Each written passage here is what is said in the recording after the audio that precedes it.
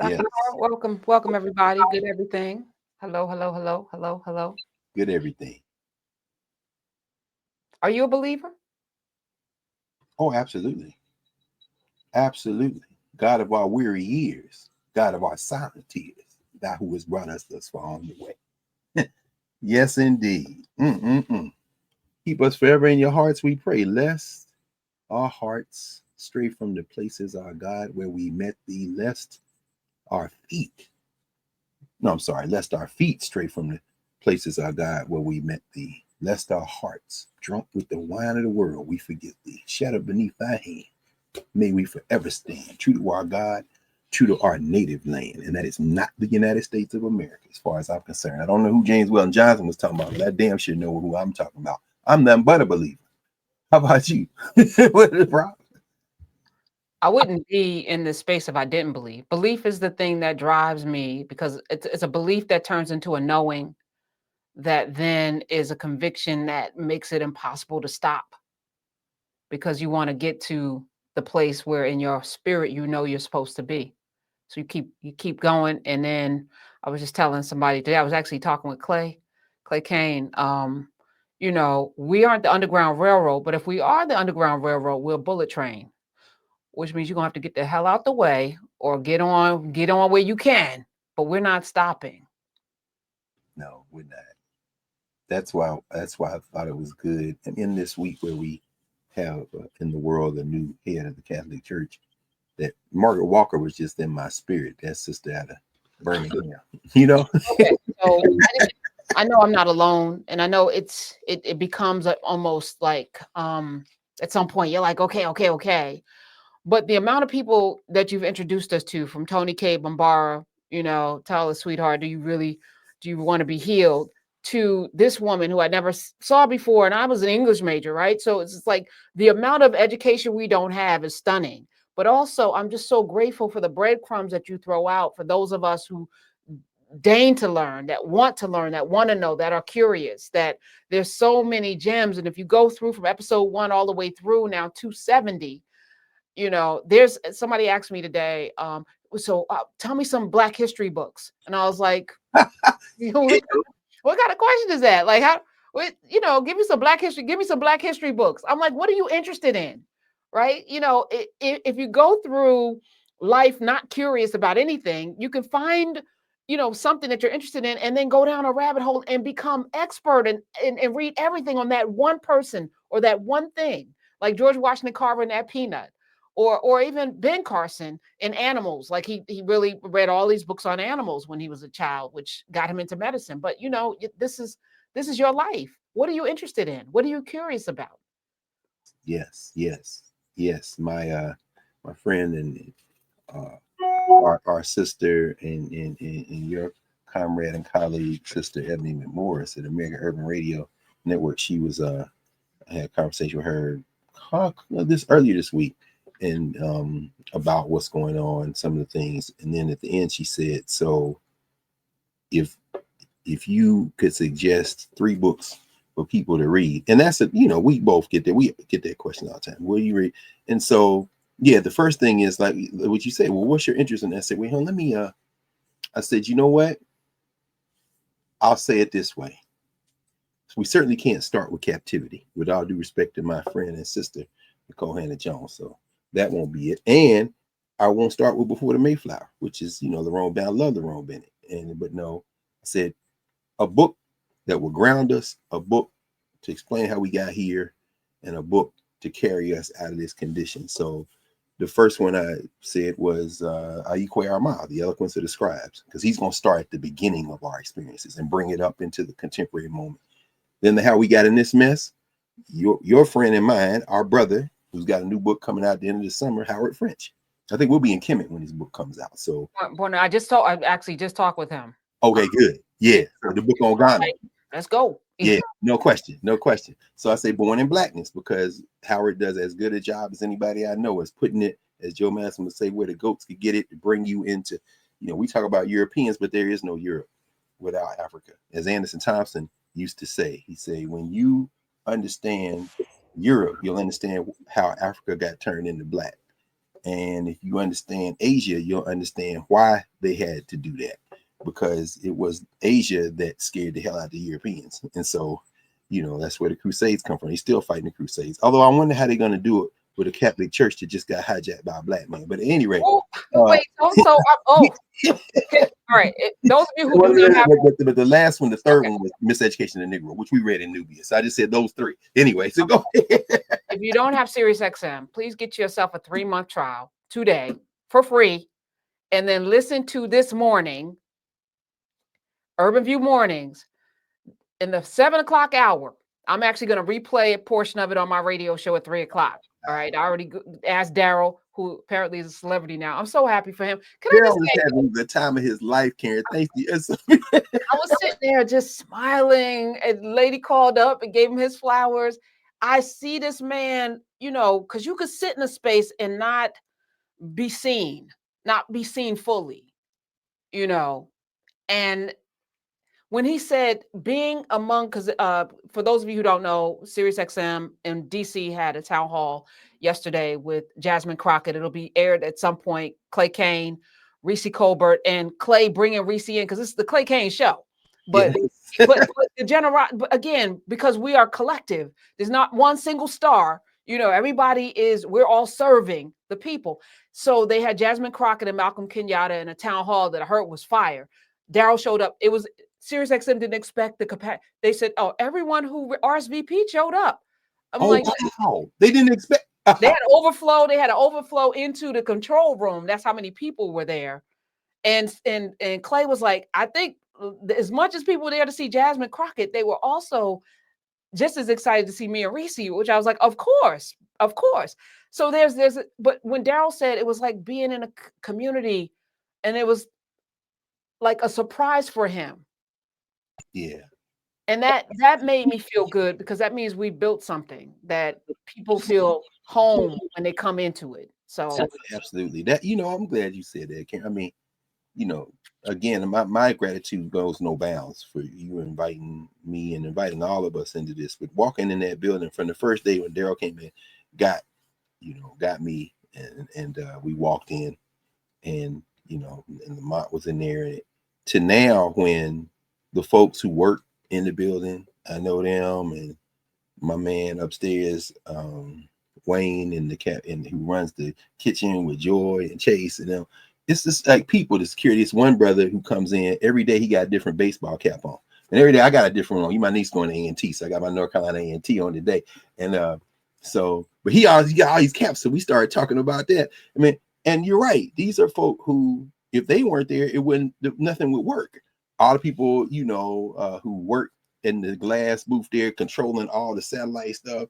And they telling me about how, New York, which is of course where we met physically. I'm like, wow, that was easy. No, but this is where the stuff is. And I'm just, wow, here goes the video live. Here goes the CD library, the young brother. His sister went to Howard. And here goes where we got all the music. I'm like, man, y'all got all this down here? Yeah, man. And then it comes something I was saying that to say that Daryl is as regular as a metronome, even in the blizzard. I'm like, Daryl, how you get here, man? Catherine and them, he got a hotel. He not gonna miss, and he's there. And for him to come in a room like that fishbowl yesterday, and he said, when I opened my mouth, they were like, "Oh, you Daryl?" He was on cloud. You're right. I mean, he never, it's just. And we should all be seen, which I think is the work, right? You're excavating, bringing names to the forefront that I've never heard. You've of course heard Margaret Walker, and I was like, is she related to Alice? Like I'm like, who is she? Who's this woman? Yeah, if not by blood, certainly by craft, because Alice Walker swears by Margaret Walker. See, but even that tie, and it was Alice Walker that brought Zora Neale Hurston back. Put a tombstone. Like, we might not know about her at the level that we know about her, if not for her. Say what you want about The Color Purple and how it made you feel, but this is the job, and none of us are perfect in doing it. But if you can just bring somebody to life in this time and leave a mark and spread a seed that will then germinate into something. Thank you for Margaret Walker. Now I got to go and read everything that she's done. Poet, activist. She absolutely is, and just amazing. In fact, we talked about her because I went back, and this is for everybody, of course, everybody in Knarrative and Nubian. If you're not yet there, the bibliography, which goes through late summer of last year, which means it's continuously being added to, and just again to the staff, to the people at Knarrative, that's a remarkable document. So I went back through it to see our conversations, and our friend and sister Miriam Graham, of course, her big book where we talked about the house where my soul lives, the life of Margaret Walker, Miriam Graham. We talked about that one extensively in session 143, which of course I guess is appropriate, because 143, I love you. That's when people in the 60s, you say 143, that's when you say I love you. It was 143 we talked about. It was Deion Sanders is leaving Jackson State and Will Smith's emancipation, because of course she taught at Jackson State College, so that's where. But now hearing her voice codifies that. I missed that. Yes. Mm-hmm. No, absolutely. And we talked and we went through it. I don't know how long it will be there, but if you folks go to Black World, at Negro Digest, the Phyllis Wheatley Poetry Festival, she started that at Jackson State College.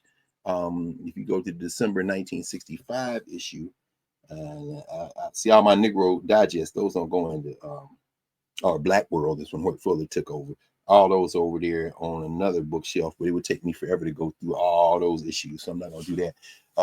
But they had, she was on the cover of Negro Digest, which became Black World in December 1965. But I bring it up because for two reasons. One, you can go into Google Books and the Negro Digest / Black World is available for you to read issues. There's no paywall or anything.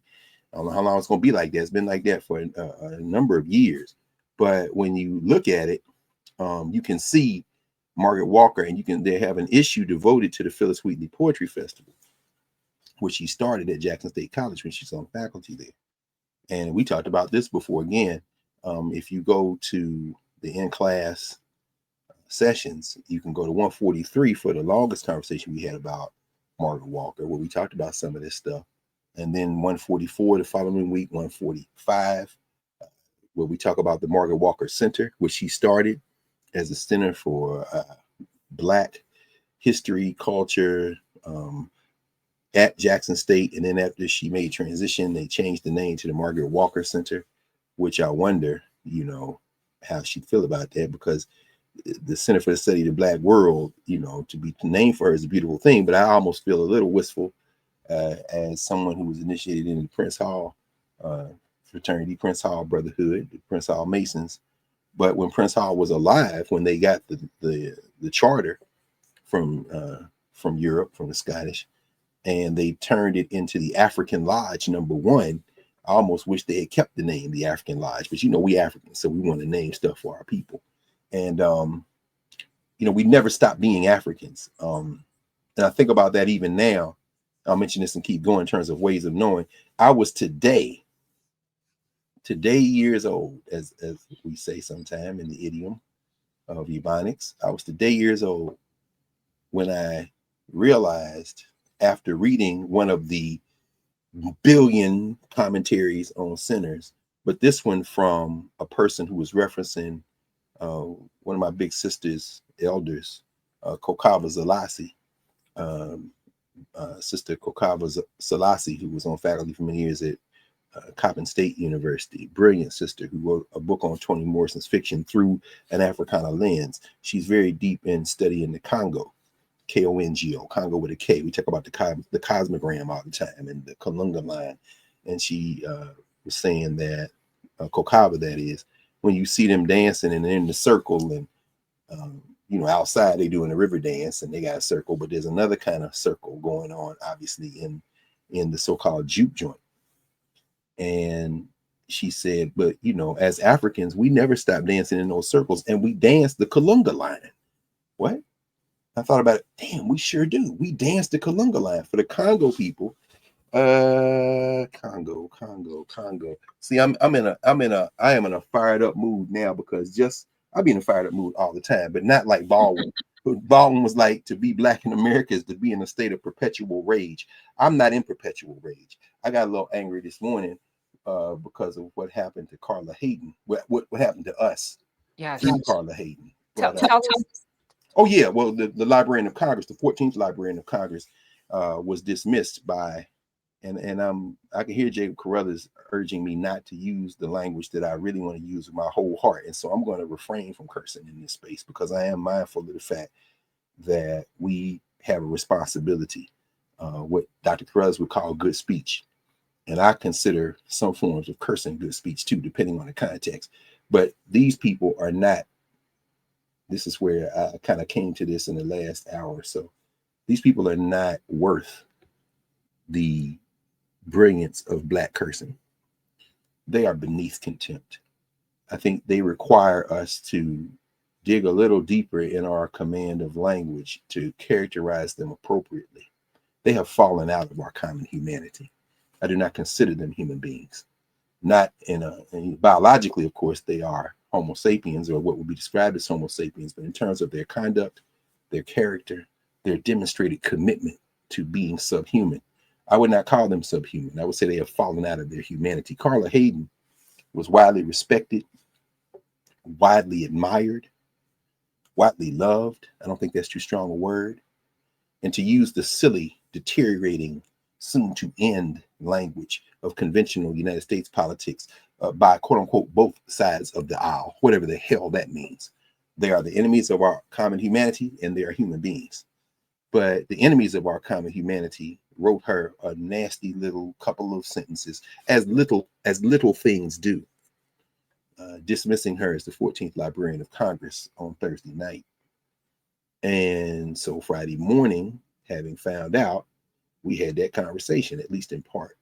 But I think about that in the context of a person who not only has never hurt anybody. If you go to the Instagram page, her Instagram page, which I'm sure at some point the adjacent fallen out of humanities, the young ones, led by the ubiquitous grape nuts, or whichever of the muskrats will be involved in purging the websites. It will be taken down.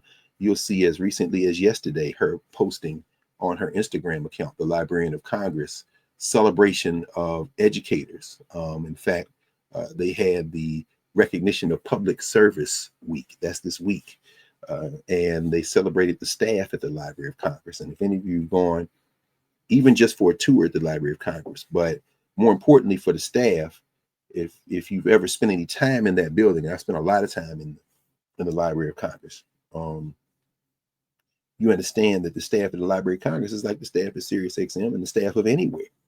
They are people who are so excellent at what they do that they will melt into the background, and you won't even realize how you benefit from them unless you just take the moment to slow down and get to know some of them.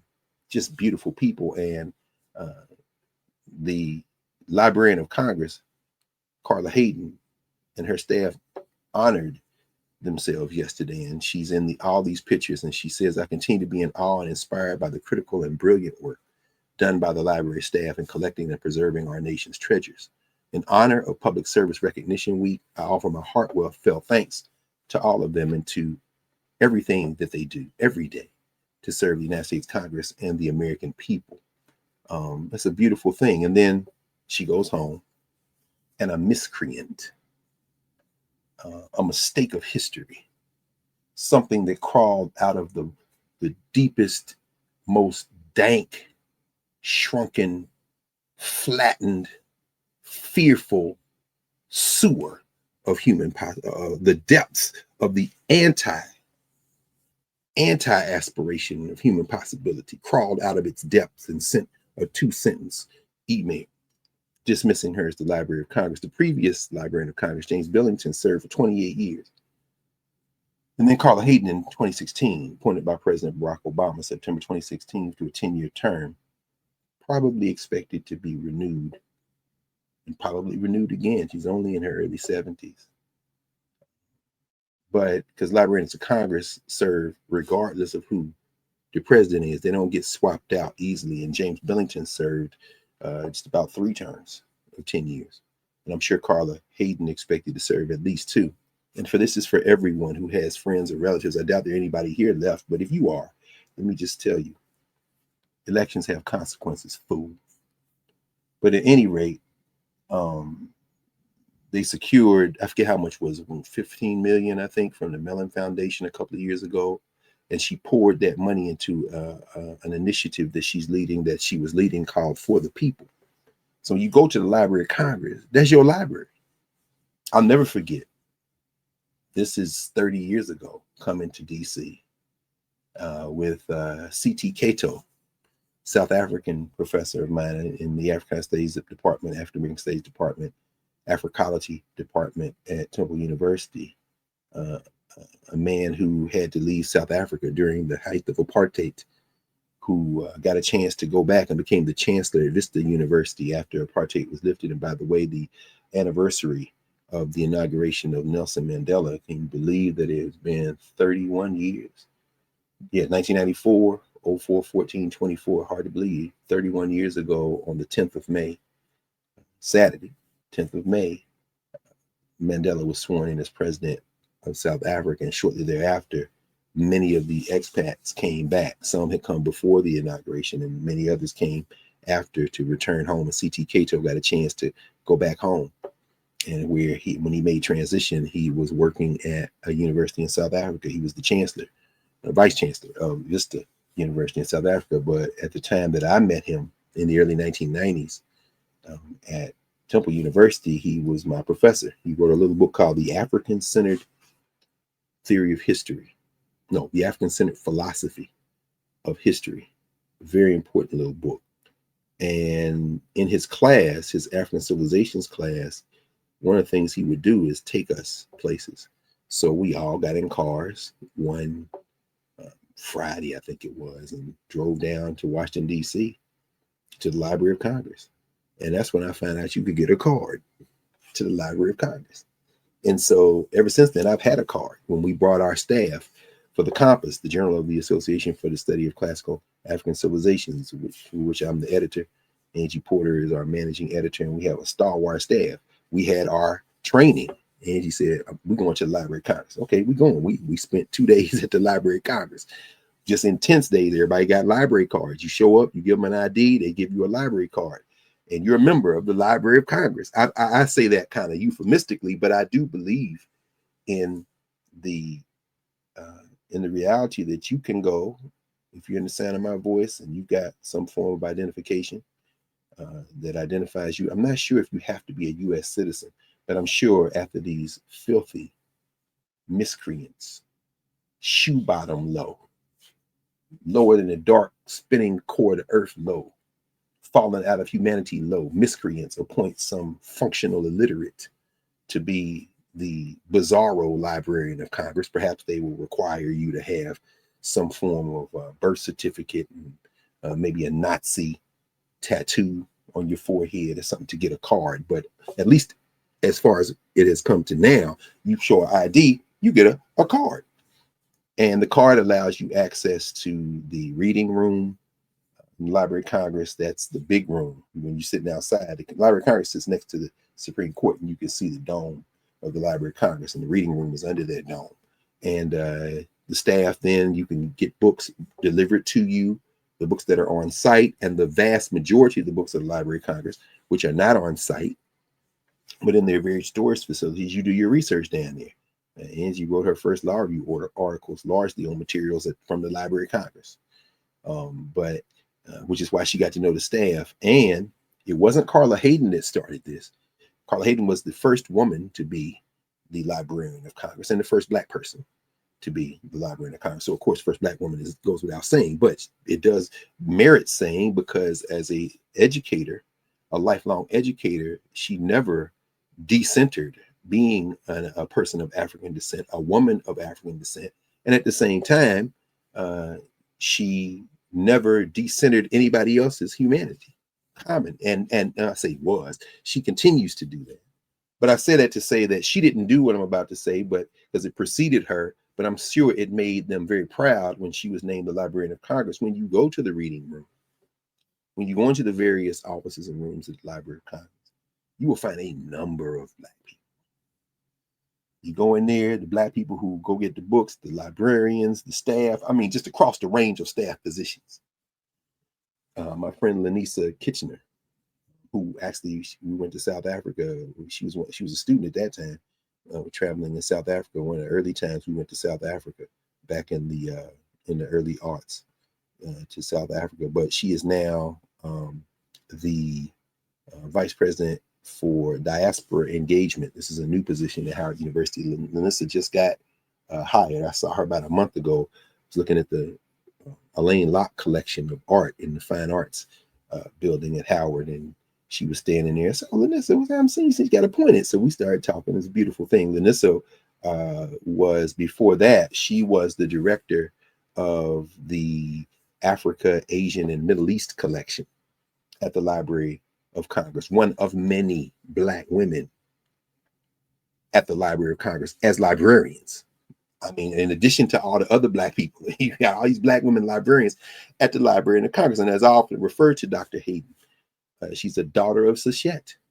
Sachet was and is the symbol for libraries, the symbol for mathematics, the symbol for architecture, the symbol of everything that can be recorded and counted and measured and written down. The libraries, the Permajat, or the Per Ankh, the House of Life, the Permajat, the House of Books. And also she is the symbol of everything that can be built out of that for the ancient Egyptians. So she's not a hidden figure. And she wears a leopard skin dress, by the way. But Sachet, I said, Carla Hayden is a daughter of Sachet. She is the keeper of the records, as they would call them in ancient Egypt, the lady of the libraries, the woman of the libraries. So, yes, ma'am. Professor, answer. So removing her because you don't like what she represents, her visage, disturbs your narrative about your excellence. How does that impact the future of the Library of Congress? And then how do we interact with this? I mean, because it's the place that you go, is where Skip Gates made his bones, combing through the Library of Congress records and then turning out those public domain works into, you know, what his career is. How do we engage now? Well, we don't quit the battlefield. This is the season of belief. I don't think.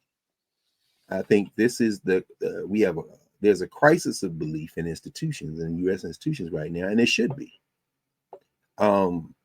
Belief is under assault, but we have to fight.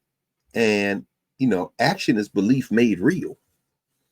It's one thing to say you believe, it's nothing to act accordingly.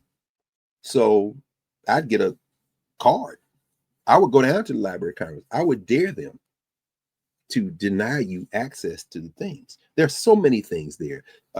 Dr. Hayden has worked, for example, to make more publicly accessible, put a lot of things online, but introducing new audiences to things like Frederick Douglass's papers. It's funny. We all know Lizzo. Remember when Lizzo was playing James Madison's flute, that crystal flute that James Madison had, and white people lost their entire minds? Who you think put the flute in their hand? James Madison's flute is in the Library of Congress. So I'm just thinking about all that. So rather than back up off it, because they're going to put some hillbilly, some clown, and let me be very clear, I do not care who they make the Library of Congress. I don't care. I don't care. I'm sure there's a short list that the clown has been given from the Heritage Foundation. Probably some very brilliant, diabolically brilliant, or Russell Vault is running the whole thing. So maybe he didn't already give him the name. But I don't care. I don't care if they would have picked somebody that I'm down with 150% and shock the world and make them, I don't give a damn what you did to Carla Hayden. You people are too small to fight. You're not worth cursing out. What you're not going to do is continue to take our tax money and we don't come down there. Not because we're going out of our way to confront you, but because you're dying. You are scared. You're sick. Your God, your toner-faced God, is literally dissolving before our eyes. Mr. President, what about? I don't know. I don't know. I don't know. We know what that looks like. We know what that looks like. Remember the closing scene, or near the closing scene, in the Hughes brothers film, The Book of Eli, when Carnegie, I think was the character's name that Gary Orfield played, who was searching for a print Bible and sending his thugs, all of them illiterate, out to look for this Bible, because he felt like if he could get the Bible, he could control everybody, because people need things to believe in. The metaphors are quite striking. And I see why Denzel Washington took that role, because he is, after all, a man who is very open about his faith. A man who in the movie, of course, could not see with his eyes, but had memorized the entire Bible. And in that scene where he is laid out on that cot at the island formerly known as Alcatraz, even as the clown, somebody must have said to him, let's real, or actually Keith Olbermann, I think, on his podcast, said he thinks that Trump must have watched Escape from Alcatraz with Clint Eastwood, because when he said that nobody has escaped from Alcatraz, but they did find some clothes one time, looked like the sharks had eaten this person, or that all you saw was ripped up clothes. And Oberman was like, there's no record of that in the accounts of, in the annals of attempted escapes from Alcatraz, but that is a theme in the movie Escape from Alcatraz. So the clown might have been roaming around in the White House, disheveled, and it struck him to reopen Alcatraz, which is not going to happen. But in the movie The Book of Eli, Alcatraz becomes the place where the remnants of the libraries of the United States are kept, and they're retrieving books. And the white dude who meets them when they come to the walled gates and get admission says, we understand you have a King James Bible. Denzel Washington says, yes, we do. And many of y'all seen this movie, so it's beat up, but it'll do. And the old dude, Malcolm, I can't think of his name, the actor, but says, well, where is it? Denzel Washington lays down on the cot, or sits down. He says, you got paper? Yeah. Okay. Write down everything I say exactly as I say it. In the beginning, he memorized the Bible. I love that movie. If I could memorize all these books, I would. And don't think I don't try. But the point is this. Our capacity, and I tell you many times, a long time ago, we talked about my man Kola Abambola's father, Wande Abambola, the Babalawo, who talks about the Odu Ifa, and how while he has written many books, his son has written many books to be a Babalawo. And my sister, Stephanie Joy Tisdale, Dr. Stephanie Tisdale, often talks about this. You got to memorize the Odu Ifa, because as Baba Abambola would say, if we tried to write down all the combinations of the Odu, the 256 Odu and their different variations, you could write forever and you would still not be any closer to finishing, and it would fill up all the libraries, and we just keep writing. It's because the variations are endless, the improvisations are endless, but you got to memorize. And so while I am a inveterate reader and note taker, I'm gonna take notes all the time. I just see it taking notes. I be taking notes, these notes, and then you won't see the 10 card cases that just came during COVID. I'm constantly taking notes, but there are times when I just sit and try to remember everything. I'm gonna read and remember. And the more you read, the more you remember. The more you read. So it's a balance between literacy and orality. But Denzel Washington says that just write down everything I say exactly how I say it, and he dictates literally the Bible. I'm saying all that to say that in that movie, the antagonist named Carnegie, which of course is a play on Andrew Carnegie and Carnegie Libraries, where the idea is the libraries where the books are. And Carnegie's whole theme was libraries are the university of the people. They are the school for the people. If you put something in a library and make it public, that means everybody can come get their knowledge from the library. But in the movie, this dude named Carnegie is trying to hoard the knowledge, and he needs a Bible so he can lord this over the rest. These are the people like Junior Varsity Vance, for example, who is not a Christian, but a fascist. Because again, remember, the Dutch Reformed, the Boers considered themselves the architects of apartheid, Elon Musk's filthy ideology, was hatched in an incestuous relationship with Christianity. They call themselves Christians. The Nazis called themselves Christians. The Klan called themselves Christians. So you don't fool us, and you are not Christians, friends. We're gonna find out if you're Christian now with Pope Leo. Yeah, because now as the capillaries swell and begin to burst, as the veins begin to burst in your temples, as you try to reconcile this man with a Creole and black set of grandparents on his mama's side is now giving mass, and all of a sudden, all the black people, especially them Negroes like Roland Martin, who peaked it last night, he was like, his people from Opelousas, Louisiana, and he said, I know a lot of Prevost. Wait a minute, hold on. And all of a sudden, then everybody black vision changed. Once you saw it, I'm like, oh, once you see it, you can't unsee it. If y'all are like my family on my father's side, you go back and you start looking at Mitten Man, and you done seen some people look like Robert Prevost. Why people talking about Villanova and Chicago and all this? Okay, yeah. I don't care what he claiming or not. My man Hassan Jeffries, Professor Jeffries, who is Leonard Jeffries and Rosalind Jeffries' nephew, and Hakeem Jeffries, Congressman Jeffries' brother, my brother, who Morehouse grad, Hassan Jeffries, is like, well, if you don't claim it, it don't count, bro. I respectfully say, my brother, brother Hassan, passing don't work that way. Negroes will out you, or sometimes they just going to give you the nod. Why? Because they know what you're doing, and you know that they know what you're doing, and you just kind of go with God. Well, anyway, Junior Varsity Vance shook Pope Francis's hand, and then the man had a stroke and went over to the ancestors, but he used that hand one final time on the ancestral side to put the middle finger up to all you non-Christian fascists claiming Christianity. We're going to see if you're Catholic now, Sam Alito. We're going to see if you're Christian now, day drinker. Secretary Brill Cream. Pete Hexith. We're going to see if you Catholic now. Clarence, you black, so you shouldn't have no problem. You should be celebrating with us. We're going to see what y'all think. But at any rate, in the film, Carnegie, the Book of Eli, of course, Carnegie is trying to hoard these books. In fact, he don't want to hoard books. He wants the Bible, because remember that some of these illiterate thugs bring him a bunch of books one time, and he's leafing through the books, and he throws all the books away. He don't want them books. He wants the Bible. And when they get a whole, well, anyway, I will tell you the whole story. You should watch the Book of Eli. It's a very interesting. People sometimes read it as a Christian text. I'm reading it as a text on literacy. I read it as a text on literacy. That's why I think it's very valuable. I watch that movie, probably once or twice a year, just to remember what it's like to be in that mindset, right? And everything I say, exactly as I say it, not because it came from me, but because it came through me from a text. It came through me from a text. That's a standard. Oh man, that's a standard. That's a standard. That's the Doma standard. That's the Jolly standard, the Doma standard. But anyway, Carnegie wants that one book because he thinks I can use this book as a proxy for faith.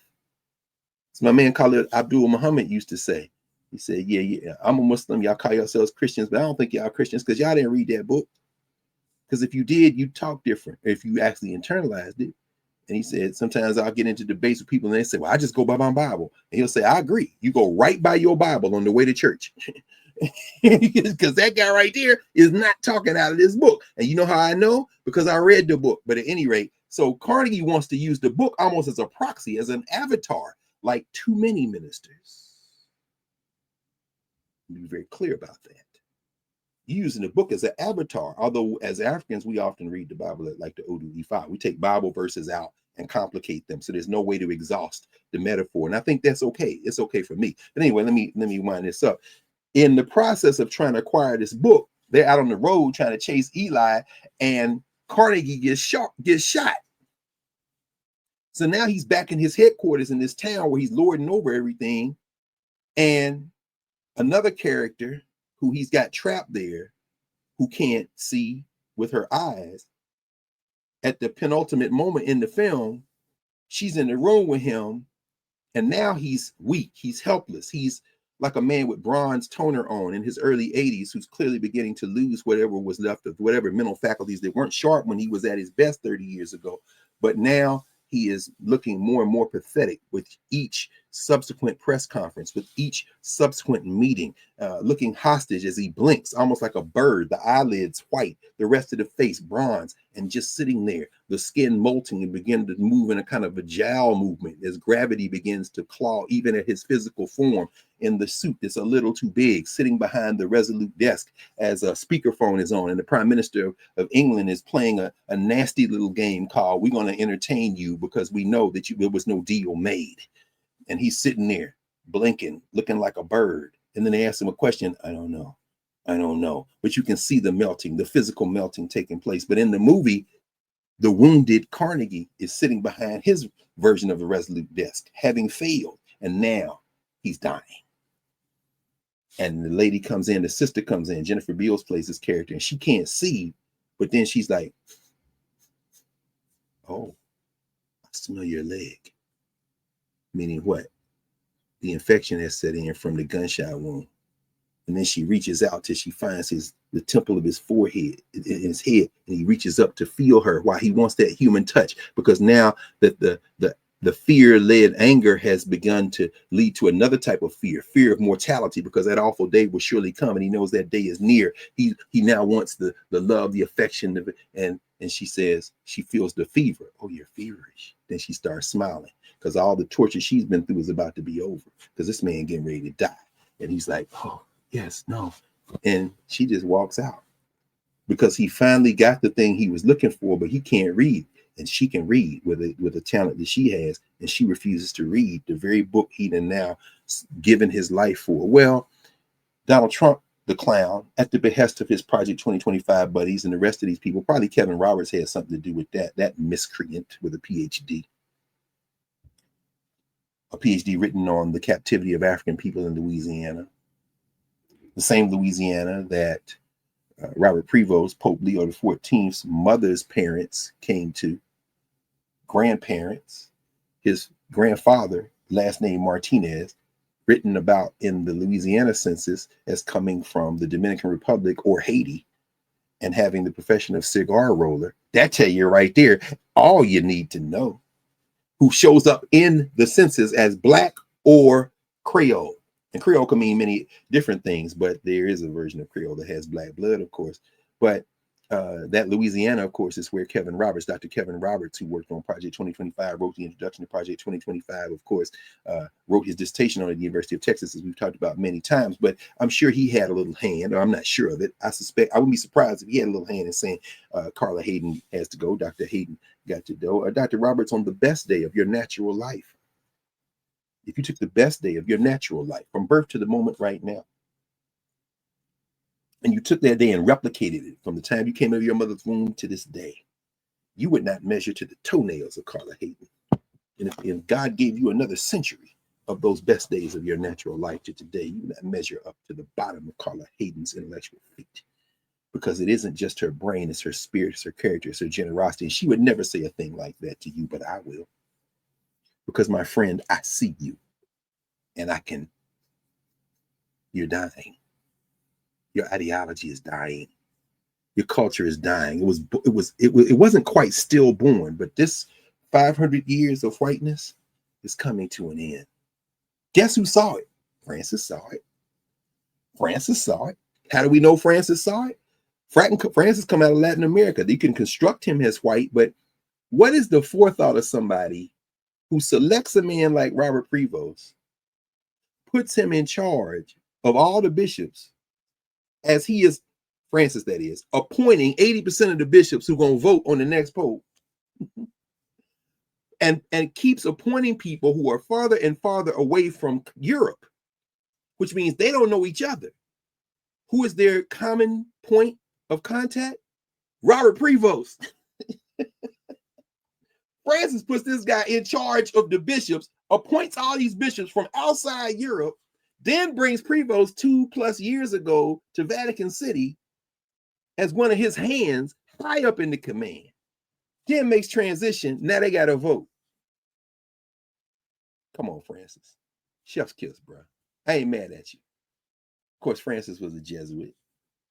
That order that looks at the austerity, looks at sacrifice, looks at humility as their order in the priest order. And of course, Prevost comes out of the Augustinian order, which puts generosity and community at the center of their practice.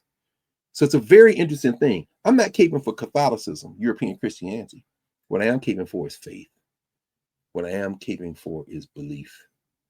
And what I am keeping for is our common humanity.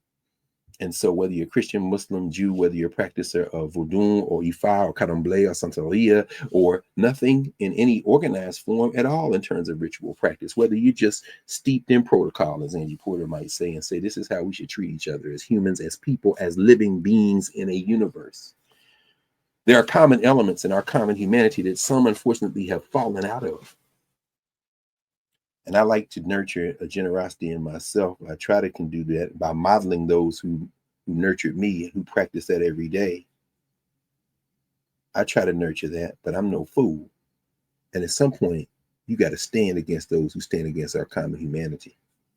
And so when they got rid of Carla Hayden, that I feel some kind of way about that, because they didn't get rid of her as a human being. We wish her a long, long, long remainder of her physical life before she, like the rest of us, will join our ancestors. And Carla Hayden is going to be just fine. But it's dying. What is that? You smell. That's why fear you smell. That's the wound. That's the wound that is festering that will ultimately lead to your death. And in that moment, you're going to reach out. And I won't be one of the ones that says, you know what? Let's get a cool towel and try to nurse them. I'm going to be like Jennifer Beals in the Book of Eli.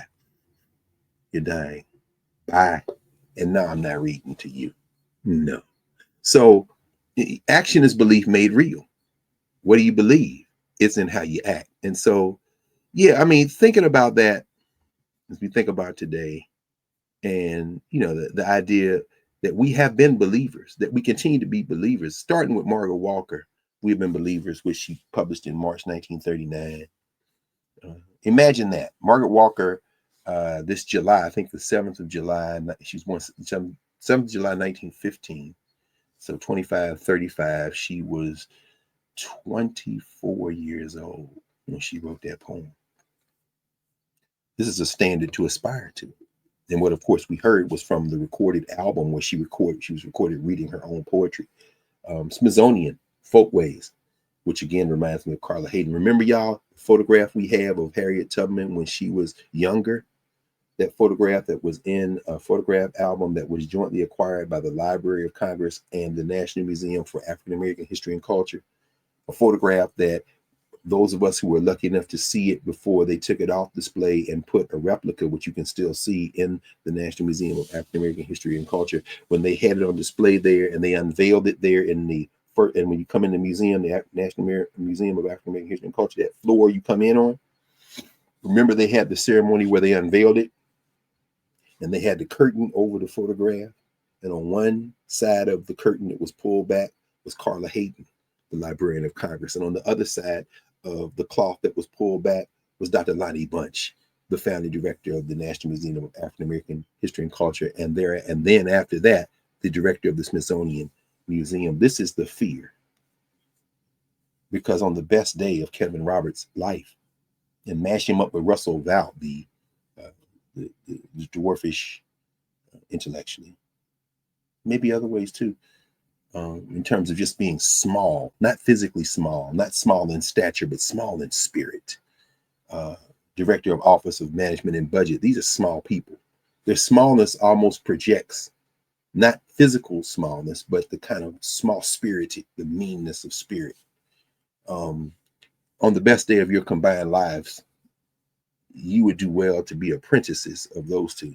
And they pulled back that photograph. It was acquired jointly by the Library of Congress and the National Museum of African American History and Culture. But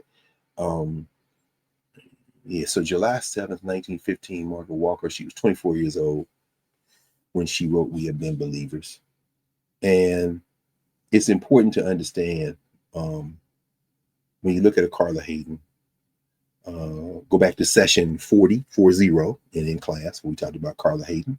Session 130, we talked about Carla Hayden. That was the one entitled Serena, Jackson, Mississippi, and Happy Birthday, Charles Hamilton, Houston. We talk about her working at the Chicago Regional Library. She worked at the Carr G. Woodson Library. She's a children's librarian for part of her career. Rose to the ranks of directing, ultimately, the Chicago Public Library System, came to Baltimore, where a lot of people know her because she ran the Enoch Pratt Free Library, the Baltimore Library. And then she came to Washington, D.C. to be the librarian of Congress, on the best day of your miserable life, Elon Musk, on the best day of your miserable life, Steve Bannon or Steve Miller, on the best day of your mashed together miserable lives, doggone Christy Nome or Blondie, Pam Blondie, also known as Pam Bondi. You could mash all of y'all together. Propaganda Barbie, the Carolyn Leavitt, the White House press secretary, mash you all together, mix you up, and on the best days of your lives, you could only fantasize of having a career of service that would match even the idea of being aware of Carla Hayden. She would never say that, but I would. But as I talk about you, I realize I probably spent too much time because I can smell your ideology dying. And guess what? When it dies, a new world will be born. And when we read Margaret Walker, when we hear Margaret Walker, remember it is Margaret Walker who also publishes 2 years before the poem we heard, We Have Been Believers. She publishes perhaps her most famous poem, For My People, when she says, let that race rise. Let that new group rise and take control. You see that in the swell of We Have Been Believers as well. They said, we have been believers. And she talks about all the things we have been believers in. And then she writes really like, we recognize that, hold on, wait a minute, hold on. She said, we have been believers in black gods of an old land. There's the Africa. There's the grounding. There's the governance. There's the ways of knowing, the cultural meaning making, the movement and memory. We have been believers, believing in the dark, in the black rather, gods of an old land, believing in the secrets of the secrets and the magic of the charmers and the power of the devil's evil ones. That it's like the opening of Daniel Black's The Coming, Baba Omatosho, where he lists all the things we came here with, and she goes through. And then she said, we have been believers in the white gods of a new land. All these people who Catholics, who Africanized Catholicism, which is an African export to begin with. But when it came back through, we had to re-Africanize it. Because if you look at the Pope's hat, it come right out of the Nile Valley. The white crown of Upper Egypt and the red crown of Lower Egypt. Like as they say in Kemet, when we go to tour, people will say, which we combine with because we do our own stuff. And then we got the Nubians and we got our friends who come with us and on the buses so we can get in and out, and they do the lectures and tours. And then at night we come together and do our thing. And then we got a partnership. It's a beautiful thing. Everybody's going with us. You see it unfold. But as they often say, my man Abdul, I'm looking forward to see my Nubian brother. Abdul, it's the champagne bottle in the bucket. You put a champagne bottle in the bucket, that's the Pope's hat. But that's the champagne bottle is the white crown of Upper Egypt, and the red crown is like the bucket of Lower Egypt. And so together we see that. So we know Catholicism, and it's not just the symbolism of Catholicism, it's also the structure of Catholicism, the ways of knowing in many ways. Those saints come out of the Neteru in many ways. And of course, we re-Africanized them in the Western Hemisphere, and everything from Vodun and Caramblay and Santeria. It's easy for the Africans who are set upon by the Catholics to re-Africanize it, because you got all these saints. We'll just put Yemaya and Oshun and Eshu. We'll just stick them under these saints. It's not a problem. Why? Because you got them from us anyway. You didn't change the names, obviously, and these are your people. No problem. We can bring them back. It's not a problem.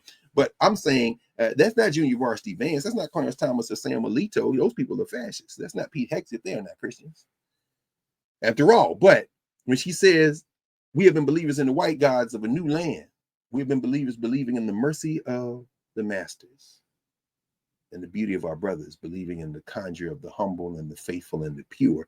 What is Margaret Walker saying there? She's saying, well, surely y'all are human beings. Yeah, y'all look different and y'all evil as hell, but there must be something redeemable in you. That's my friends and brothers and people who say we're going to save the soul of America. As I sit there and say, this place ain't got no soul. Oh, no. I better listen to Mos Def. Elvis Presley ain't got no soul. Little Richard is rock and roll. You may dig on the Rolling Stones, but they ain't create that shit on their own. Yeah. Come on now. You got to say that now. You got to say that. But the whole point is that Margaret Walker is like, well, surely y'all must have something. This is terrible. So, okay, so you want me to say Jesus? No problem. I'll absorb that into my ways of knowing, and I'll turn it around. And so what you see is for a long time in this country, in this criminal enterprise and other places, that type of absorption into our ways of knowing, we did not become Europeans. We re-Africanized the things you try to put in our mouths, and through that brought some of y'all along. with the things that are in the better angels of your nature. But some of y'all may be beyond redemption. And I'm, for one, am not willing to continue to try. And as you go through the rest of that poem, you find Margaret Walker saying that, neither the slaver's whip, nor the lyncher's rope, nor the bayonet could kill our black belief. Stony the road we trod, bitter the chastening rod, felt in the days when hope unborn had died.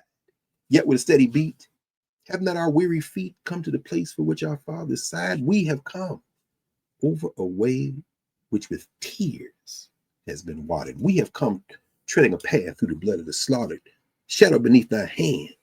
No, out of the gloomy past. Maybe forever. No, see, I get emotional when I start doing that. I love to hear that song, Sam. Out of the gloomy past till now we stand at last, where the white gleam of our bright star is cast. That's the second verse of Lift Every Voice and Sing. HBCUs all over the country. It's commencement season. We had a ceremony at Howard yesterday, College of Arts and Sciences, the law school. Friday, I'm going to the law school. And then Saturday, the big commencement. Mr. Reading Rainbow itself, your friend, Professor Hunter LeVar Burton, is going to speak. And, put this on underneath my robe. Same vibe, different yards. You see that? Same vibe, different yards. HBCU. I'm not an HBCU nationalist. I am HBCU nationalist. I'm not a Howard nationalist. I'm not a Tennessee State nationalist. I'm not a North Carolina A&T nationalist. Although since my niece is going there, these Negroes at Howard gonna think I'm a visiting professor. They're gonna get sick of me wearing A&T stuff. But the point is this: it's all one big HBCU. Same vibe, different yards. That's all. And when they stand up like they did yesterday to sing, lift every voice and sing, it's a beautiful moment. And in that moment, in fact, let me just do this here for a second. This is we had the College of Arts and Sciences recognition ceremony yesterday. So I want to make sure in a couple of seconds here to, Anaya and Alana Butler. Naya and Alana Butler were the singers of Lift Every Voice and Sing for the College of Arts and Sciences yesterday. So I want to thank the Butler sisters for doing that. It's a beautiful moment. And in that ritual, they do that at HBCUs. My man Pat Swigert, who was the president of Howard University, the 15th president, at the beginning of the rituals, I knew I was in a good place when he would get up and they would bring in the what is that, right? The American flag, and they would bring it in, and then of course they want everybody to stand up, and then President Swigert would come to the podium. He would say, "Now we're gonna sing the anthems." So they would sing Star Spangled Banner, and I stand there quietly, and then now let's sing. This is my anthem. I don't sing that other one, but he would say anthems. He didn't say we would sing the national anthem and lift every voice and sing. He would just say the anthems. I said, I like this dude. Whatever else the politics are or aren't, I could say that, and it's just important. But what Margaret Walker then goes into is he said, we've been believers in yielding substance for the world. With our hands, we have fed a people. Not of our strength, they have wrung the necessities of a nation. In other words, even in oppression, our humanity shone through. We said, we built this country. Yeah, but why are you running out here like that should be the anchor orientation of your life? Don't let that social structure become the thing that seeps into you until you now begin to believe in something that isn't real, or that is very real, but is being very well misunderstood by you. She goes on and says, with our hands, we have fed a people, and out of our strength, they have wrung the necessities of a nation. Our song has filled the twilight, and our hope has heralded the dawn. Very important. But then she said, now, here we are. We stand ready. This is 1939. Now we stand ready for the touch of one fiery iron, for the cleansing breath of many molten truths, that the eyes of the blind may see, and the ears of the deaf may hear, and the tongues of the people be filled with living fire. This, interesting, 1939. Hitler's in place. 1939, 2025. Parallels, Hitler was elected. Trump was elected.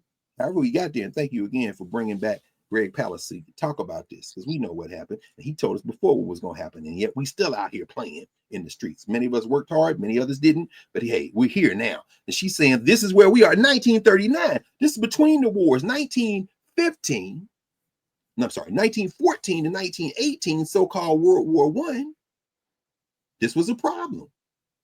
And then there's the halftime. Then they start that ish again. Hitler elected, rolling into Poland or Greenland or Panama Canal, with taking what he gonna take, and then they keep going. But guess what? Between 1914, World War I starts, and 1941, when the United States gets into World War II, the United States passes a law under the Wilson administration in 1917, something called the Trading with the Enemy Act of 1917. Say, if you're an open foreign enemy, we can put tariffs on your stuff, or we can stop trading altogether. Well, guess what? Fast forward 60 years. No, 50 years. And guess what? No, it was 60 years. 60 years. This is after Nixon's administration. They replaced the Trading with the Enemy Act, where they give the president the power. If you're at war with somebody or you're in conflict, you can raise tariffs, you can stop the trade. They replace it. They replace it with something called the International Emergency Economic Powers Act of 1977. That's the iteration. That's what the clown is using, that everybody going to court now. California just joined. Colorado, Connecticut, Delaware, Illinois, Massachusetts, Minnesota, Nevada, New Mexico, Vermont. And you always know when they get ready to bust the clown in the mouth, Tish James always want a piece of it. New York, they suing in the Article 3 court that was developed, I think, in 1980, the Court of International Trade, which has national jurisdiction, to say you're violating the terms of this act, which is only supposed to be used in wartime, and Congress got to authorize the MAGA Muppet Mike Johnson, and ain't gonna do nothing. But they in court now because they saying this is unconstitutional. So all this tariff business that they talking about, that stuff might all get thrown out. And it's Trump judges doing a lot of this throwing out, even as we know these tariffs are not going to last long. But the point I'm trying to make is 1939 is the period between World War I and World War II. And this is the period when there are real enemies of the United States in the world. And you can slap tariffs on people you've been beefing with or you have real conflict with. That's not what's going on now. Margaret Walker goes on to say, we're ready now. We done been through all this. We came with our stuff. We gave y'all a chance. We see what this is. And now we are ready to receive this. But guess what? She says, where are our gods that they leave us asleep? This is the false faith. These are Negroes that think they can millionaire their way and home ownership their way and turn away and just pray and go, do and figure out, Again, this sinners thing is the gift that keeps giving. The man told the young boy at the beginning, his daddy, you keep on messing with the devil, he gonna follow you home. What? Them boys, the minute they left, the minute they robbed them gangsters and got the money, they was doomed. Sinners. This is the whole point. The Klan was gonna try to kill them in the morning anyway. So the whole thing was a setup. But what is the thing that can survive and that can protect you is the thing you brought with you when you left from Mississippi to Chicago in the first place. What do you think drove Prevost's family to Chicago from Louisiana, following a migration pattern from Louisiana to Chicago that is so deep that Negroes in Chicago and Negroes from New Orleans is like, Prevost, wait a minute, hold up. Did that dude? And it took a couple of little looks, and the Genealogical Society in New Orleans, it was in the New York Times last night. They ain't put it in the print edition. I guess it'll be a Saturday. I'll be sitting there on the yard reading this like, okay, y'all finally put it in the print edition. It made it to the front page of the website. What? Oh, when y'all think, oh, damn, Francis is like, that was a good one, ain't it? Peter, you see what I did, right? Yeah, it's so funny to me. The point is this, those migration patterns, Margaret Walker, when she wrote that poem, she was in Chicago. They were closing down the Works Progress Administration piece. She, Richard Wright, all them, Charles White, Elizabeth Catlett, all them working in Chicago. It's coming to the end of that federal program when she wrote, We Have Been Believers. And where she asked, where are our gods that they leave us asleep? Surely the priests and the preachers and the powers were here. In other words, okay, we listen to the preacher. Where's the faith? We got to do that, right? Surely now that our hands are empty and our hearts too full to pray, they will understand. Oh, surely the sires of the people will send us a sign. There will be all these elected politicians too. Everybody gets tested now. So glad that, Clan Reese was sitting there with Jasmine Crockett and the good brother Malcolm Kenyatta out of Philadelphia, North Philly, Progress Plaza right out there, his office right there on Broad Street, the good brother in the state legislature in Pennsylvania.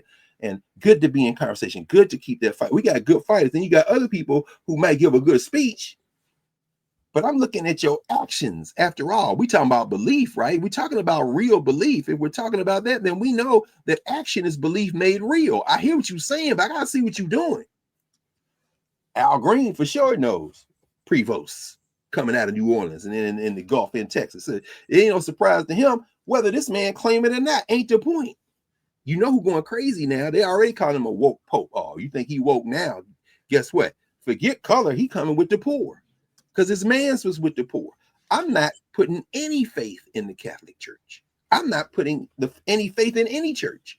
God bless and grateful for a Vashti McKenzie, God bless and grateful for Otis Moss, God bless, and I'm grateful for a Freddie Haynes, Dr. Freddie Haynes, who just finished his dissertation. Congratulations, Dr. Haynes, my man, last month. Yes, sir. Season of commencement, getting ready to walk across that stage. And certainly my man, Jeremiah Wright, Dr. Wright, Reverend Dr. Wright, God bless him.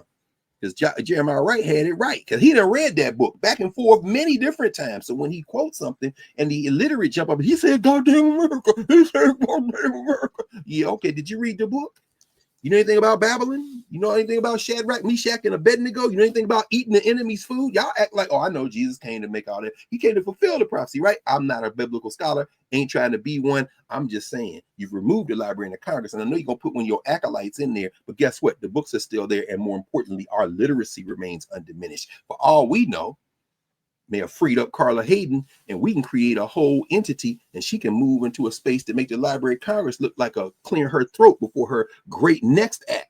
She didn't run the whole public library systems in Chicago and Baltimore, now ran the country, the nation's library. Maybe the world is next. See, y'all be messing up, but you mess up because we can smell you. It's dying. You're dying. So Margaret Walker is like, where are our gods? Where are these preachers? Surely they'll hear, surely the leaders will have. And then in that last stanza, she says, we have been believing in our burdens and our demigods too long. Okay, believing in our burdens. Do you really think that trauma is what makes blackness blackness? Believing in our burdens? Don't do that. Margaret Walker's in her 20s, not only in her 20s, in her early 20s when she writes some of those poems that endure the longest. And she lived a long time and did so many things. But when she writes For My People, woo, Margaret Walker. Go back to that conversation we had in session 143 on Margaret Walker.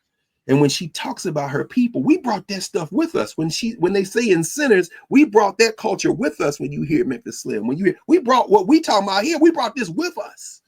Understand? Our redemption lies within us. We brought that with us. And she says, we have been believers, believing in our burdens and our demigods. Demigods. A lot of demigods running around here. Too long. Certainly. She says, now the needy no longer weep and pray. The long suffering arise, and our fists bleed against the bars with a strange insistency. Meaning what? She done gestured back toward Paul Dunbar. I know why the cage bird sings. Except she says, our fists are beating against these bars with a strange insistency. What's a strange insistency? That means these bars gonna fall. It's a strange insistency because you would think if you're beating against bars, ultimately all you're gonna have is bloody hands and broken bones. Nah, we're gonna beat till these walls come down. We just gotta think about that. Right now, we're in the season of belief. It's commencement season. Families coming, battling over tickets. Who gonna get to sit inside? Them Negroes scream so loud. I don't care if you tell them this ain't no white commencement, friends. At the beginning, we want to make sure that everyone is quiet so we can read everyone's names. Tanisha Graham. You got pictures of what do you think, brother? Flags, Nigeria, Jamaica, Trinidad. We got kids from Belize and oh my God, a bunch of students in economics who came from Nepal. They mom and them, they done got on planes and have flown half a day or a full day from wherever they are. I'm about to scream sitting next to Negroes with their Easter suits on. I done seen every kind of color, peach, lime, green, next to somebody in full African dress, next to somebody with clothes who my mom would be embarrassed to see somebody with clothes on that short. But guess what? They all black. And you're going to have to slow down and read these names because it's going to be screens after every damn moment you hear. But we are in the season of belief. It ain't just the colleges, it's the high schools. God bless them. It's even the middle schools and the elementary schools and the daycares. We are in the season where hope steps forward, where belief steps forward. Yesterday, Tony Wutar, the provost at Howard, he said every time we come, we talk about those who are second generation Howard, first generation Howard, those who are even fourth or fifth generation Howard University graduates.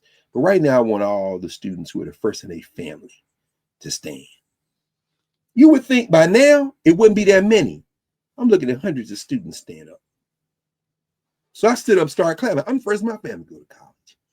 That is an achievement, but that is less of an achievement than the real achievement. Then when you see me, you see everybody who came before me, all those ancestors who suffered, all those ancestors who felt that pain. But guess what? You also see their ancestors, all the ones that didn't. And that's the majority of our ancestors. I didn't move this thing. I gotta make sure this, I got a camera outside, the outside camera to make it sharp. But if I move my fingers, it'll start moving with me and drive y'all crazy. It drives me crazy. But there's a commencement season. And they, it's interesting on the way on the, I took the bus down, leave the car, take the bus, go down. And on the bus, I didn't put my regalia on. My regalia's in the other room. I remember last year when I had my regalia on because I left and we went over after class, but I didn't do that this year. So I had my regalia over my arm, and he had some clothes on. And a young brother got on the bus. He going where I'm going. We're going down to Bird Gymnasium for the ritual, for the celebration. There was 1,000 people, 900 something from the College of Arts and Sciences alone. 3,200 people graduating from Howard tomorrow on Saturday. And so, I'll be on the yard, but I will also be in class. I'm loving this, Prof. It was a stroke of genius, this ancestral inspiration. So I can be here with us here. And then when we go live on Saturday, I can be in the Mbangi talking with people, dropping sources, this kind of thing. It's a beautiful thing. So at any rate, when they got on the bus, all these Black people started clapping. Come on. I mean, I'm sure that happens other places. Actually, I'm not sure at all, but I've never seen that before. It was a beautiful thing. Young Black man with his cap and gown on. Got on the bus. I'm talking about old heads, kids. Man, congratulations, brother. Congratulations, brother. You know what? Because they feel that there's an investment there. You know what kind of pride? I would go to the Library of Congress in the summertime. I would just go in there. And you go in the Library of Congress and you see the Librarian of Congress has an office. Let me make sure this thing is it's messing here with me. You go into the Library of Congress, and I think they say do like this, and it'll stop. Maybe that'll stop. It stopped. You go to the Library of Congress, and they have a ceremonial office where the Librarian of Congress has her office or his office, whoever it is. And you can take pictures. They got a rope. You can stick your camera in there. And you can see inside, and you can take pictures. And sometimes I was going there and watch. And I would watch people pass by it. They didn't know what it was. People look and keep going. It's all people from all over the world who come to the Library of Congress. But I always watch the faces of the people. And when Black people would come, I would watch them. If they don't have a picture, they didn't have a picture of Carla Hayden. But I could tell who knew that Carla Hayden was Black by the reactions. Some people make a beeline to take a picture there. Like, that's her office. Well, guess what, you clowns? Y'all can't stop that. Y'all can't change that. You can switch out the Librarian of Congress, but all you're doing is showing that you're unworthy of redemption, at least as far as this one is concerned. Other people can try. I'm not that person. But we're in that season of belief. And that graduation season that we have, this is the generation, again, who's coming out this year from high school and moving up from middle school and coming out of college. These are, again, some of those young people who were out in the streets in the summer of 2020, when we, started this in the wake of March 2020. These were the cats that were in the streets. It's a turning point for them. That's what I was talking to Ebony McMorris about of American Urban Radio this week. But what we believed in, we still believe in it. 31 years ago, Mandela coming into office. Remember, Mandela was non-aligned. Nelson Mandela asked him, wait a minute, you got out of jail and now you're running around, you're going to run for president. Why are you going to Cuba to thank Castro? Why are you meeting with Arafat? Why are you going to the United States and going to the HBCUs? He said, I'm thanking the people who helped us. Yeah, but we're the United States. Yeah. Oh, I well know who you are. You were sharing intel with the apartheid government. I'm going to Howard, get an honorary degree. Shout out to Joyce Ladner, who was the president of Howard at the time, interim president, who gave him that degree. I'm going out to the West Coast, hang out with Ron Dellums, and then tomorrow, Barbara Lee will be getting an honorary degree from Howard University. She's, of course, retired from the federal legislature. Barbara Lee, who, of course, was part of that Bay Area crew when Mandela came out there. Mandela said, I'm doing a world tour to thank the people who helped us. And Phil Donahue, remember on the Donahue show, they had Mandela, and he said, well, what are y'all with Arafat? You with Castro? What is that? And Mandela said, your enemies, not our enemies. That's why they so frustrated by Ibrahim Traore in Burkina Faso, as we were talking about with Ajwa Osmore today in Urban View. You know, that's why they're so frustrated. Why? We're not aligned. We ain't with the Chinese. We ain't with the Russians. We ain't with the Americans. We with ourselves, and we'll decide who we are with depending on what our interests are. We believe in that. We still believe in that. There's a new book out, my man, Akinyele Umoja, Sister Gloria House, and the good ancestor John Bracy Jr., my man John Bracy, who made transition a couple of years ago.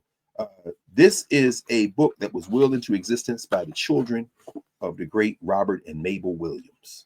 It's called The Memoirs of Robert and Mabel Williams, African American Freedom, Armed Resistance, and International Solidarity. There go Robert and Mabel Williams right there. Negroes with Guns. That was Robert Williams' memoir, where he writes about how he and his wife and she and her husband came together, the Monroe, Louisiana branch of the NAACP. We need guns. You read Negroes and Guns. We've talked about Negroes and Guns many times, but this just came out. Akinyele and them, Baba AK down there, and Mama Aminata, his partner, his wife down there. He's at Georgia State University. The founders, and through their daughter, who now has taken over Quilombo, the African Center, one of the African Centered schools in Atlanta. But I'm raising this because Robert Williams said, I ain't trying to die for the revolution. I'll die if necessary, but you know what I want to do? I want to win the revolution, go home and sit on my porch like George Washington did in Mount Vernon. I'm gonna probably put that in my bag when I go on tomorrow, because it just came out and I'm just beginning to read it. And Mabel Williams, I actually got a chance to meet and know a little bit over the course of the last part of her life. Mabel Williams was a G. Oh my God. And I know people might think, oh, that's not a good appellation. Look, what else you gonna call somebody with the straight strap? And they were in Cuba, Radio Free Dixie. They ran the newspaper, created the newspaper, The Crusader, China. Come on now. These are revolutionaries. What is faith? They had faith in a bigger world. And I did read the back part of Mabel Williams's memoir, where she talks about her grandchildren and her grandchildren wondering, am I black? Am I white? Because they family, by that third generation, is the rainbow. And she said, you're human. See, people got black nationalists tricked in thinking we hate white people. No, we love our common humanity. But I tell you what, a black nationalist not going to do. Ain't going to spend a whole lot of time trying to sing a love song to Donald Trump, to Steve Bannon, Steve Miller, or Junior Varsity Vance. Nah. Later for that. Because my faith is something different. I believe in something different. And it's very important. There are people who will eschew the ideology they're supposed to hew to. Look at David Souter, who made transition on Friday at age 85. Souter, who retired from the Supreme Court at age 69, had been there 19 years. That's the seat that Sonia Sotomayor filled, that Obama appointed her to fill that seat. But it was a seat that was filled by a person who was nominated and by George W. Bush and confirmed. And once he got there, he ruled as a judge. He wasn't thinking ideologically. So they call him a liberal, like that's an insult. Now, it is an insult for right-wing ideologues and also people who would consider themselves revolutionaries.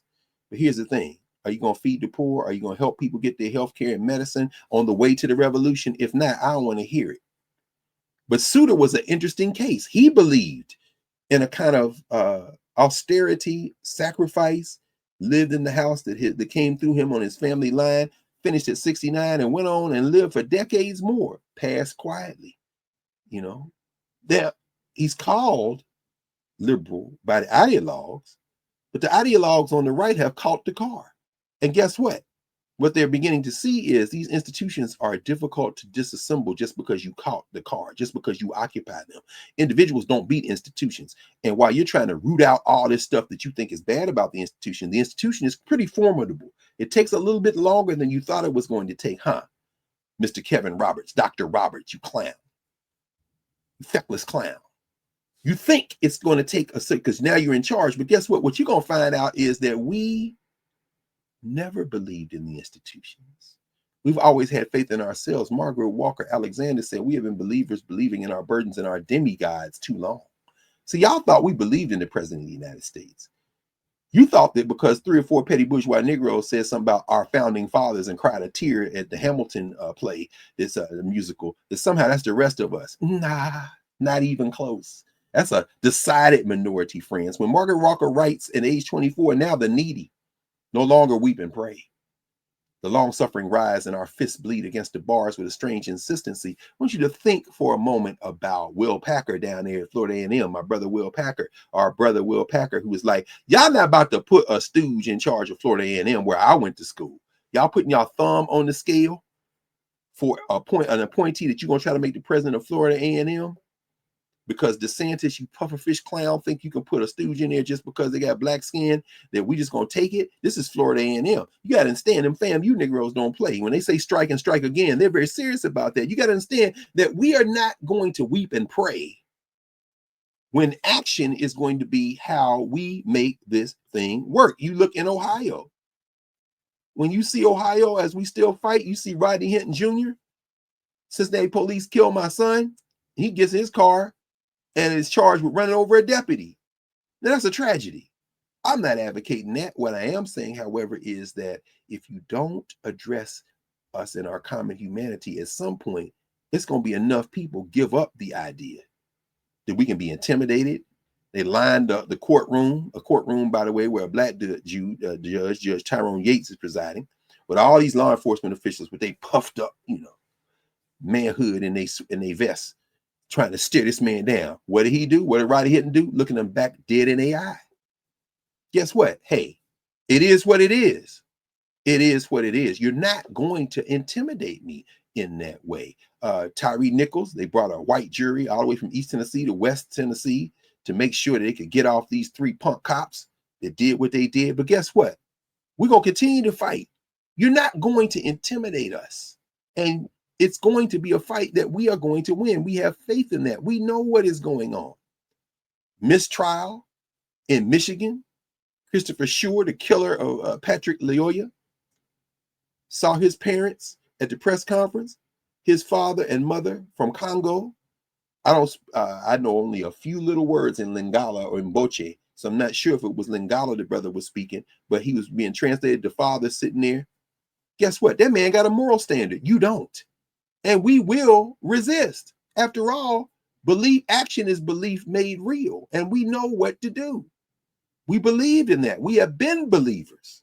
And the crisis of belief that institutions engender, dismissing the Librarian of Congress. When she says, where are our gods that leave us asleep? Surely y'all have answers. We're going to turn away from those people who are not going to speak the truth. It's important to understand that. It's very important to understand that. Belief under assault. Yeah, we crack jokes. We have satire in the midst of what appears to be chaos and corruption. But ultimately, everything is in divine order as a kind of wind this to a close. Trump sitting in the White House talking crazy. The English, who used to have the biggest economy in the world when they had our labor to rely on, as Howard French would write and tell us. But now their economy is smaller than the state of California. And the state of California is suing, along with these other states, the federal government under the thumb of Donald Trump, saying what you're calling these tariffs is unconstitutional. But guess what? They ain't no tariff. The tariffs are illegal. The courts will probably bear that out. We'll have to wait and see. But in the meantime, the world has moved on. Xi Jinping this week in Moscow with Vladimir Putin in the meeting. Putin is saying we're going to draw closer with China. We're going to continue to remap this world order. Just the same Putin get on the phone, call the White House and say, hey, I need to speak to PP Tape, Trump, my man. Hey, yeah, put Tulsi Gabbard on the speaker way. Go on the 3-way. All right, you good? All right. Listen, this is what we need. He's not an ally of Trump. Trump is his employee. But guess what? This is where I would depart company with your good brother Malcolm Nance and the rest of them. Don't be playing this game like it's your country versus their country. We are non-aligned. We are citizens. We're part of the United States of America. All that is there. If there's a rule of law, there's a rule of law. If there's not, there's not. If there's a First Amendment, there's a First Amendment. We are for the common humanity, domestically and internationally. But guess what? While Xi Jinping is sitting with Vladimir Putin is for Vladimir Putin. Xi Jinping is for Xi Jinping. Them Chinese tariffs going to fall. The clown tweeting from wherever he was in the White House on Friday said, well, 80% is better, I think, than 145%. So maybe that's good. Howard Lutnick and the Secretary of Treasury Besnett, maybe Bessett, maybe they're right. You just go to 80%. It's going to be none. China looking about like whatever, but guess who else was there to parade? They had the next day after Xi and Putin and them met, and they all go to the parade because they're celebrating the end of World War II, just like the rest of the world is. 80 years ago. Guess who else was sitting there? Leaders of about 7 or 8 states in Africa, including Egypt. They sitting there. So I saw Sisi, and guess who's sitting 2 people down from Sisi with his red beret on? That's right. The leader of Burkina Faso, Ibrahim Traore. Guess what? The world is moving on. Belief is under assault. Belief in the modern world system, the United States at the center, that belief is gone, friends. The multipolar world has already begun. They're going to drop them tariffs because they ain't going to have no choice. They trying to die or to bring the white South Africans into the United States. They're going to rescue them. Man, ain't no place to hide. Ain't no place to run. They ain't coming, first of all. And the ones who do, fine. You're coming to a place that's looking very different demographically. You ain't going to be able to recreate your little funky enterprise here. That day is over. It's very important to understand. Trump gets rid of the the librarian of the Librarian of Congress. Also fired all of Joe Biden's appointees from the Holocaust Museum. Kevin Abel, who Biden put on in 2023, said it's like the Nazis. You got rid of us and there's a public silence from the museum. He said the Holocaust teaches us that by using fear to buy silence, the Nazis were able to incrementally isolate, demonize, and then murder millions of Jews. That's absolutely correct. But you know what they said? We said when Biden came in, he got rid of all of Trump's appointees on that board and a bunch of other people. Yeah, he did. But guess what? You came back and you got rid of his. So y'all play that game. We got something else to do. They're in court attacking everything, attacking Act Blue. They're attacking, they're trying to build their crime family with the cryptocurrency. All that stuff they're going to do anyway. Our faith sustains us where we still fight and have the power to fight. We have been believers. And you understand that when we are believers and we combine that with the skill, my students from Howard Law School this year, fall and spring, among the best I've ever had. Every paper I read as I graded their papers and turned their grades in so they could march these third-year law students were brilliant. It was just brilliant. Brilliant. They have the skills and they are believers. But they aren't the only ones. All the black students at the places like the school I went to, Ohio State for law school, at the white schools, they're believers too. But guess who else is believers? The black law students at the black law schools, at Texas Southern School of Law, the black Thurgood Marshall School of Law at Texas Southern, the black law students at Southern University and FAM and North Carolina Central and Miles College, not just the ones at Howard. And guess what? The lawyers, the doctors, the dentists, the social workers, all those people that Dan Black, Baba Omotosho a year ago this month stood at commencement at Clark, Atlanta and said, here they come, y'all. Here they come. You got to understand. We have been believers. And when you combine that belief with that skill, the transcendence is there. And guess what? The people are picking up at the town halls, at the protests, the civil disobedience. We show our faith in the future by showing up together. That is it. And we draw from our long memory. Commencement season reminds us belief must walk. It must organize. It must resist. We have been believers. So I'm going to pause there because we're in Mother's Day weekend. Happy Mother's Day to your mom, Prof. Happy Mother's Day to all the mothers, to all the surrogate mothers. Look at that. Look at that. Come on now. You know what? Let me be quiet. Carla Hayden, Lonnie Bunch made that. The intensity of her eyes. Now, she was a woman of faith. AME Zion. Carried that Bible everywhere she went. That Bible and the prayer cloth and her shawl is on display in the National Museum of African American History and Culture. And so is that picture. Thanks to Carla Hayden and Lonnie Bunch. Look at that. That's faith right there. So we have to put our torch out to make sure that the work doesn't stop. That's right. That's right. That's right. That's right. We have to overwhelm them. That's it. And we can, and we've done it. She took that picture. Black people were in captivity in this country. Can you imagine that? Who was it, Prof? Was it what's our sister out of Ohio? I think it was Joyce Beatty, who is grilling the Secretary of the Treasury about, hey, what happened to Harriet Tubman face on the 20? I mean, in other words, don't let these people get away with nothing. Sure, ain't gonna give you a satisfactory answer. It don't matter. I don't even know if I want her face on the 20. But guess what? I might as well put her face on the 20. Take Andrew Jackson off. But Joyce Beatty, I think Congresswoman Beatty asked about that. Yeah, well, they were planning to put her on the backside, which is an offense to me. So it is. So I'm playing a clip today from Tish James, and it's so inspiring because they're coming for her. They're coming for her hard. Yeah, they are. And she is not bothered. That woman damn near 70 years old, right? I think she's 67. Is she? I didn't realize that. No, she's 50. No, Yeah, I think she is. Maybe she's close to 60. Hold on. I'll put us around the same. Hold on. Yeah, I was surprised that. Oh yeah, she's 66. She'll be 67. Are you serious? Yes. So she has been. Yes, she has been around. I thought she was our age. Black women. Y'all pick a number and just lock it in and just go on. It's like you can never guess the age of black. Are you serious? Howard University School of Law graduate. Tish James built for this. They ain't got nothing for Tish James. What? Was this the town hall? I read something, but I didn't see it. The lady got up and was crying, and she was like, no. We about to. Yes, we were prepared because we read Project 2025. So all of the AGs got together, and they, so it's. You got to stay ready. That's it. That's just we are. Most of us, some of us, a lot of us are ready. And the good news is we don't need everybody to be ready. Just y'all get ready to get on the bandwagon or the bullet train as it comes by. Get ready to jump on. That's right. At some point. Oh, our sister. I'm glad you said that too, is because she didn't need everybody. Harriet Tubman didn't. Araminta Ross didn't. And Etta Fields Black, our sister Etta Fields Black, who we've talked about many times. She won the Pulitzer last week for history for Combi, for the big book on Harriet Tubman. She actually won the Pulitzer last week, and as did, of course, Percival Everett for James, which got the headlines.